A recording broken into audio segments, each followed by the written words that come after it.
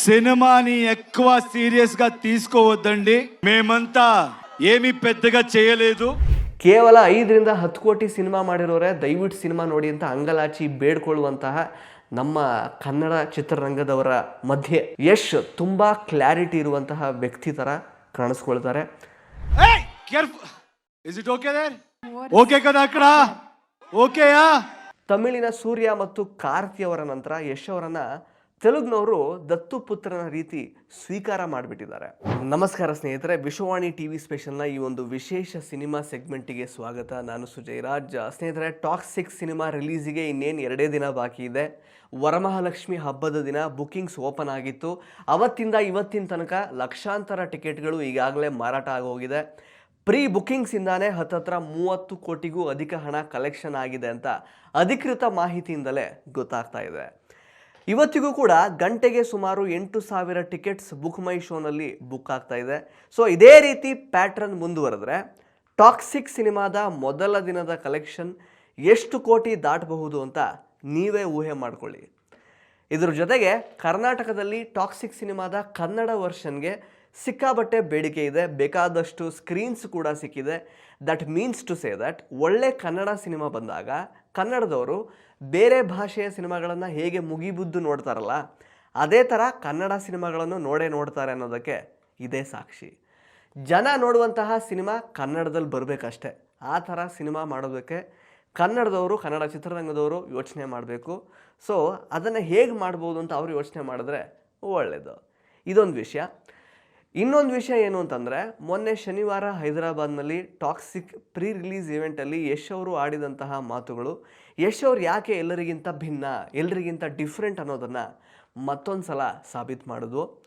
Broken ತೆಲುಗಲ್ಲೇ ಅವ್ರು ಮಾತಾಡಿದರು. Of course 80% correct ತೆಲುಗಲ್ಲೇ ಮಾತಾಡಿದರು. ಆದರೆ ತೆಲುಗಿನ ಜನರ ಮನಸ್ಸಿಗೆ ಮುಟ್ಟೋ ಥರ ಅವ್ರು ಮಾತಾಡಿದರು.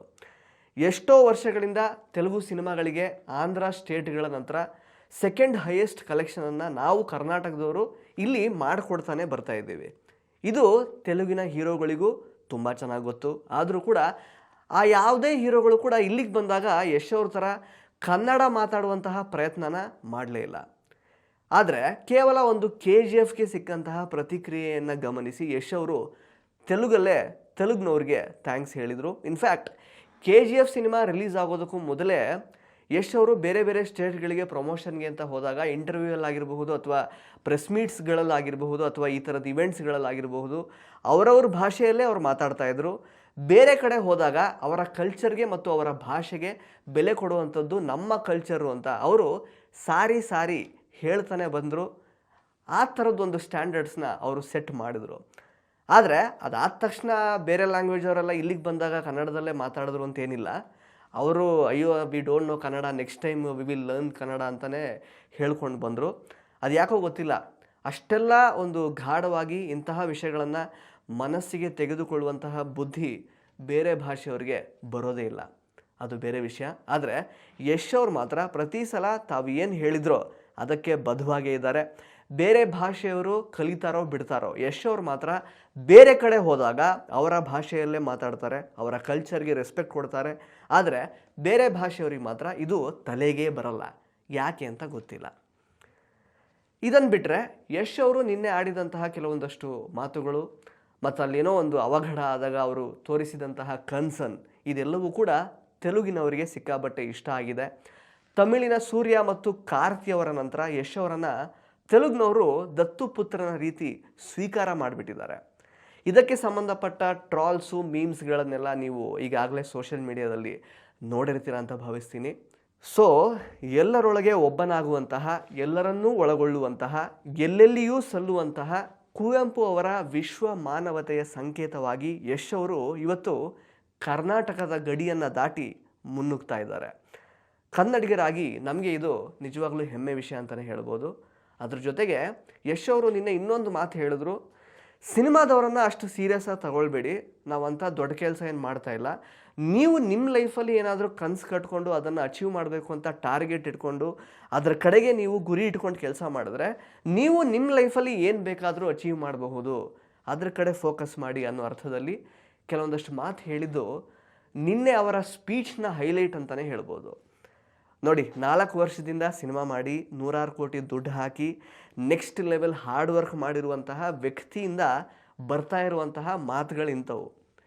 ಕೇವಲ 5ರಿಂದ 10 ಕೋಟಿ ಸಿನಿಮಾ ಮಾಡಿರೋರೆ ದಯವಿಟ್ಟು ಸಿನಿಮಾ ನೋಡಿ ಅಂತ ಅಂಗಲಾಚಿ ಬೇಡ್ಕೊಳ್ಳುವಂತಹ ನಮ್ಮ ಕನ್ನಡ ಚಿತ್ರರಂಗದವರ ಮಧ್ಯೆ ಯಶ್ ತುಂಬ ಕ್ಲಾರಿಟಿ ಇರುವಂತಹ ವ್ಯಕ್ತಿ ಥರ ಕಾಣಿಸ್ಕೊಳ್ತಾರೆ. ಸಿನಿಮಾ ಅಂತಂದ್ರೇ ಕಾಮನ್ ಮ್ಯಾನ್ಗೆ ಒಂದು ಲಕ್ಸುರಿ. ಅದನ್ನು ಅವನು ನೋಡಬೇಕು ಅಂತ ಅಂದ್ಕೊಂಡ್ರೆ ನೋಡ್ತಾನೆ. ವಿಷಯ ಇದೆ, ಅಕಸ್ಮಾತ್ ಅದ್ರ ಜೊತೆಗೆ ಒಂದು ಎಂಟರ್ಟೈನ್ಮೆಂಟ್ ಕೂಡ ಇದೆ ಅಂತಂದರೆ ಅವನು ನೋಡ್ತಾನೆ, ಇಲ್ಲ ಅಂದರೆ ಇಲ್ಲ. ಸೊ ಇದ್ರ ಬಗ್ಗೆ ಯಶ್ ಅವ್ರಿಗೆ ಸಿಕ್ಕಾಪಟ್ಟೆ ಕ್ಲಾರಿಟಿ ಇದೆ. ನಾನು ಸಿನಿಮಾನ ತುಂಬ ಚೆನ್ನಾಗಿ ಮಾಡಿದ್ದೀನಿ, ಸೊ ಅದನ್ನು ಜನ ನೋಡ್ತಾರೆ. ಸೊ ಗೋಗರೆಯುವಂತಹ ಅವಶ್ಯಕತೆ ಇಲ್ಲ ಅಂತ ಅವ್ರಿಗೆ ತುಂಬ ಚೆನ್ನಾಗಿ ಗೊತ್ತಿದೆ. ಸೊ ನಮ್ಮ ಕೆಲಸನ ನಾವು ಸರಿಯಾಗಿ ಮಾಡಿಬಿಟ್ರೆ ಅದಕ್ಕೆ ಬರಬೇಕಾಗಿರುವಂತಹ ಪ್ರತಿಫಲ ಸಿಗುತ್ತೆ ಅನ್ನುವಂತಹ ಕ್ಲಾರಿಟಿ ಯಶ್ ಅವ್ರಿಗೆ ಬಂದಿದೆ. ಬಟ್ ನಮ್ಮ ಕನ್ನಡ ಚಿತ್ರರಂಗದಲ್ಲಿ ಇದು ಬಹಳಷ್ಟು ಜನಕ್ಕೆ ಇನ್ನೂ ಕೂಡ ಬರಬೇಕಾಗಿದೆ. ಅದು ಯಾವಾಗ ಬರುತ್ತೋ ಗೊತ್ತಿಲ್ಲ. ನೋಡಿ, ಸಿನಿಮಾದವರನ್ನ ಸೀರಿಯಸ್ ಆಗಿ ತಗೊಳ್ಬೇಡಿ ಅಂತ ಹೇಳೋದ್ರ ಮೂಲಕ ಯಶ್ ಅವರು ಒಂದು ಪ್ರಾಕ್ಟಿಕಲ್ ಮೈಂಡ್ ಸೆಟನ್ನು ಇಟ್ಕೊಳ್ಳಿ ಅಂತ ತುಂಬ ಚೆನ್ನಾಗಿ ಹೇಳಿದ್ದಾರೆ. ಅದ್ರ ಜೊತೆಗೆ ಈ ಫ್ಯಾನ್ ವಾರ್ಸ್ ಅಂತ ಕೆಲವರೆಲ್ಲ ಬೈದಾಡಿಕೊಂಡು ಸೋಷಿಯಲ್ ಮೀಡಿಯಾದಲ್ಲಿ ವಾರಿಯರ್ಸ್ ಥರ ಸಿಕ್ಕಾಬಟ್ಟೆ ವಾಮಿಟ್ ಎಲ್ಲ ಮಾಡ್ಕೊಳ್ತಾ ಇರ್ತಾರಲ್ಲ, ಸೊ ಅವರಿಗೆ ಸರಿಯಾಗಿ ಬುದ್ಧಿವಾದ ಹೇಳಿದ್ದಾರೆ ಅಂತ ನನಗೆ ಅನ್ನಿಸ್ತು. ಇನ್ಫ್ಯಾಕ್ಟ್ ತೆಲುಗಲ್ಲಿ ಸಿಕ್ಕಾಬಟ್ಟೆ ಈ ಥರದ ಫ್ಯಾನ್ ವಾರ್ಸ್ ಎಲ್ಲ ಜಾಸ್ತಿ. ಸೊ ಈ ರೀತಿ ಒಂದು ಮಾತು ಹೇಳೋದ್ರ ಮೂಲಕ ಫ್ಯಾನ್ಸ್ಗಳು ನಿಮ್ಮ ಜೀವನನ ನೀವು ನೋಡ್ಕೊಳ್ಳಿ. ಅಕಸ್ಮಾತ್ ಒಬ್ಬ ಹೀರೋ ಇಷ್ಟ ಅಥವಾ ಒಂದು ಸಿನಿಮಾ ಇಷ್ಟ ಆಗುತ್ತೆ ಅಂತ ಹೇಳಿದ್ರೆ ನಿಮಗೆ ಬೇಕಾದರೆ ದುಡ್ಡು ಕೊಟ್ಟು ನೋಡ್ಕೊಳ್ಳಿ, ಎಷ್ಟು ಸಲ ಬೇಕಾದರೂ ದುಡ್ಡು ಕೊಟ್ಟು ನೋಡಿ, ಅಲ್ಲಿಗೆ ಅದನ್ನು ಬಿಡಿ ಅನ್ನೋ ರೀತಿಯಲ್ಲಿ ಯಶ್ ಅವರು ತುಂಬ ಕ್ಲಾರಿಟಿಯಿಂದ ಇದ್ರ ಬಗ್ಗೆ ಅಡ್ರೆಸ್ ಮಾಡಿದ್ದಾರೆ ಅಂತ ನನಗನ್ನಿಸ್ತು. ನಿಮಗೆ ಇದ್ರ ಬಗ್ಗೆ ಏನು ಅನ್ನಿಸ್ತು ಅಂತ ಹಾಗೇನೆ ಕಮೆಂಟ್ ಮಾಡಿಬಿಡಿ.